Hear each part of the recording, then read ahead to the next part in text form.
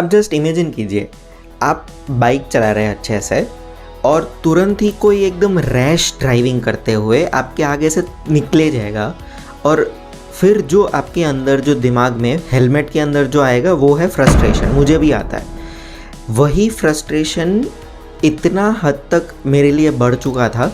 I use to literally think कि भाई अभी वो इंसान को मैं रोकूं और समझाऊं कि भाई ये गलत तरीका है, अच्छे से तुम्हें कैसे चलाना चाहिए, कैसे ड्राइव करना चाहिए, फिर वो कार हो या कैसे राइड करना चाहिए अगर वो बाइक पे है तो, या फिर कोई दूसरा व्हीकल है तो।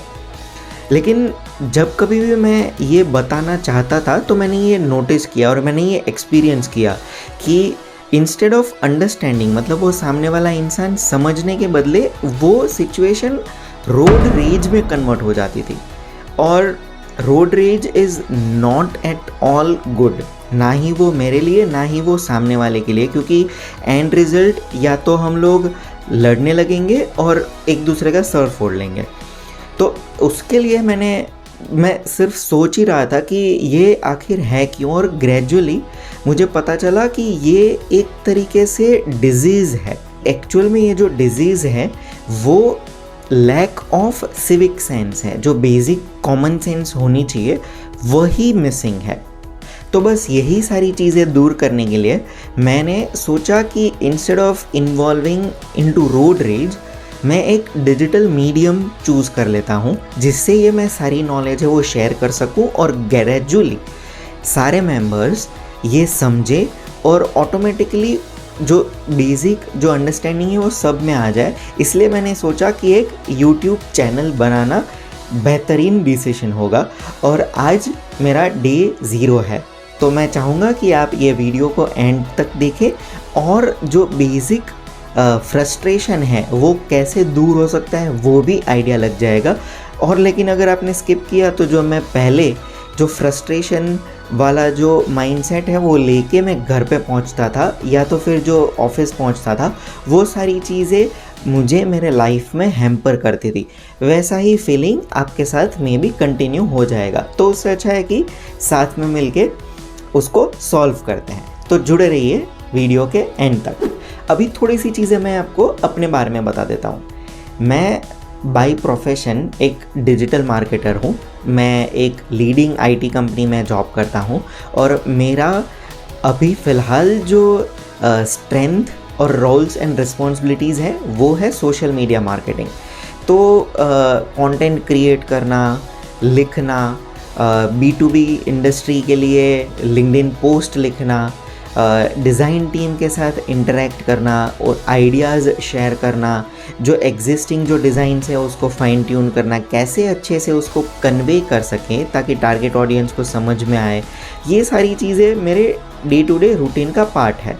और मेरे फ्री टाइम में मैं लिंक्डइन पर्सनल ब्रांडिंग जो वर्किंग प्रोफेशनल्स हैं उनको एक्सप्लेन करता था और सिखाता हूँ कि आप AI टूल्स को लेवरेज करके सिर्फ रोज़ाना 30 मिनट्स इन्वेस्ट करके आप खुद की पर्सनल ब्रांड कैसे बना सकते हो। इससे फ़ायदा ये हो सकता था कि या तो आपको करियर ग्रोथ में जब कभी भी इंटरेस्ट रहेगा, फिर वो चाहे एग्जिस्टिंग कंपनी में हो या न्यू कंपनी में हो, तो तुरंत ही वो टाइम पे आपके जो गोल्स जो है वो आप मीट कर पाओगे, आपको वो तुरंत ही मिलने के चांसेस इंक्रीज़ हो जाएंगे। अभी थोड़ी सी चीज़ें मेरे जो बाइक राइडिंग की जो जर्नी है उसके बारे में।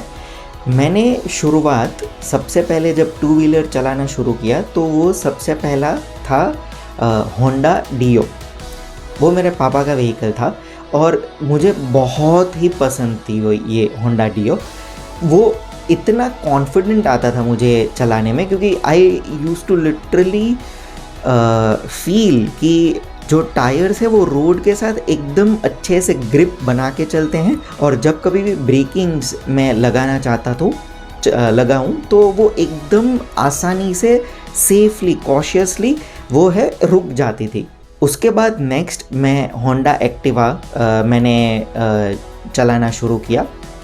फिर ग्रेजुअली मैं जब एक्चुअल बाइक्स पे मोटरसाइकिल पे मूव हुआ तो उसमें सबसे पहली जो मोटरसाइकिल मैंने जो परचेज़ करी वो लो सेगमेंट थी 110 सीसी की हीरो आई स्मार्ट। लेकिन जो फीलिंग मुझे होंडा डियो में मिलती थी, जो कॉन्फिडेंस मिलता था, जो कंफर्ट मिलता था, वो मुझे आई स्मार्ट में हमेशा मिसिंग लगता था। और सबसे ज़्यादा डर मुझे बारिश के मौसम में लगता था। मुझे हर बार ये फीलिंग लगती थी कि बाइक हमेशा स्किड होती ही है, और होती भी थी। फिर आया एक टर्निंग पॉइंट। हमारी कंपनी में एक ग्रुप ने बाइक राइड के बारे में सोचा, ऑर्गेनाइज़ करी। शॉर्ट डे ट्रिप थी। शॉर्ट डे एज इन मतलब 100 किलोमीटर्स वन डायरेक्शन में जाना था और फिर रिटर्न आना था। और क्योंकि वो सर्दियों वाला मौसम था तो थोड़ा प्लेजेंट एटमॉस्फेयर था।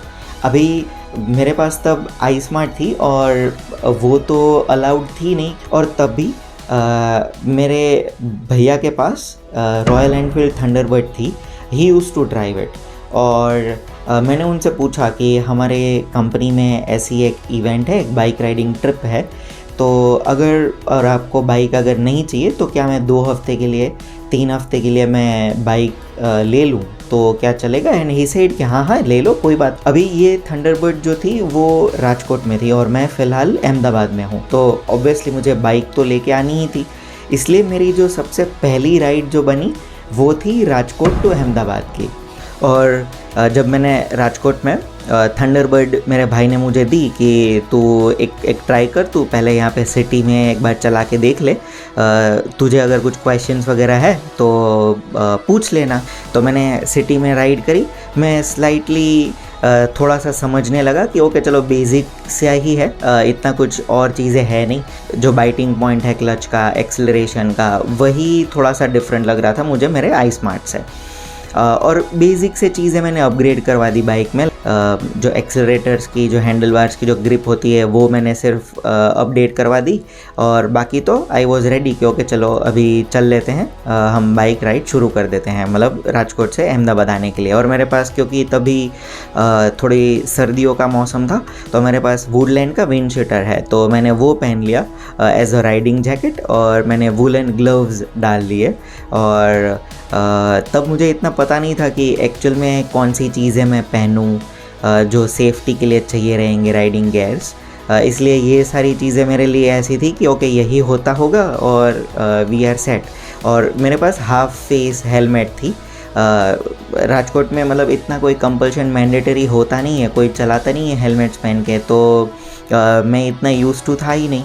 और जब क्योंकि मुझे ये हाईवे पे निकलना था तो एक स्पेयर में हेलमेट एक ऑलरेडी पड़ी थी, वो मैंने ले ली और वो हेलमेट के साथ मैंने राइड शुरू कर दी।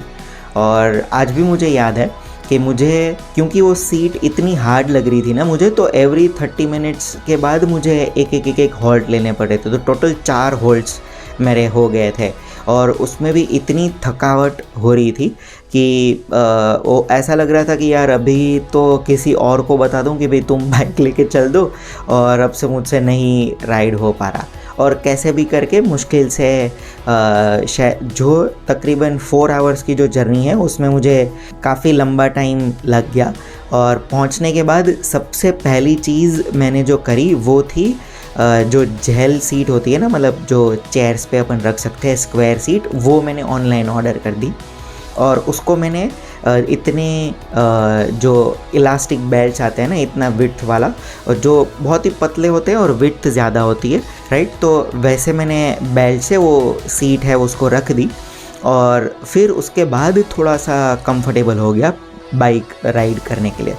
ग्रेजुअली सिटी कम्यूटिंग के लिए, मतलब मैंने ऑफिस जाने के लिए भी मैंने वो बाइक राइड करना शुरू कर दी, ताकि जब एक्चुअल में हमारी जब ट्रिप आएगी ऑफिस से तो मैं थोड़ा यूज़ टू हो जाऊँ, कंफर्टेबल हो जाऊँ। और तब जाके मुझे ऐसा लगा कि okay now this is a pleasant experience. वो मेरे लिए एकदम मस्त टर्निंग पॉइंट था कि बाइक चलाना कितना अच्छा एक्सपीरियंस है। हाँ, स्लाइटली इतना अनकंफर्टेबल लग रहा था क्योंकि वो सीट्स वगैरह अच्छी नहीं थी, लेकिन ग्रेजुअली सारी चीज़ें सेट हो गई। और ग्रेजुअली जैसे मैं बाइक राइड करते गया, मैंने ये एक नोटिस किया कि बाइक राइड करना तो सबको पसंद है, लेकिन जो बेसिक कॉमन सेंस है, सिविक सेंस है, वो सोशल रिस्पॉन्सिबिलिटी वो मिसिंग है। और उसके चलते या तो एक्सीडेंट्स या क्रैश हो जाते हैं या तो फिर रोड रेजेस, राइट, लड़ाई झगड़ा। तो वो फ्रस्ट्रेशन लेवल बहुत ही बढ़ते जा रहा था और मैंने सोचा कि भाई ये तो नहीं जम रहा है, तो क्यों ना मैं एक ये चैनल बना दूं जिससे मैं एक रॉ और ऑनेस्ट ओपिनियंस कि आप राइड कैसे कर सकते हो, ट्रैफिक रूल्स कैसे फॉलो कर सकते हो, अगर ये फॉलो किया तो दूसरे मेंबर्स के लिए वो कितना हेल्पफुल हो सकता है ताकि वो एक्सीडेंट अवॉइड हो सके।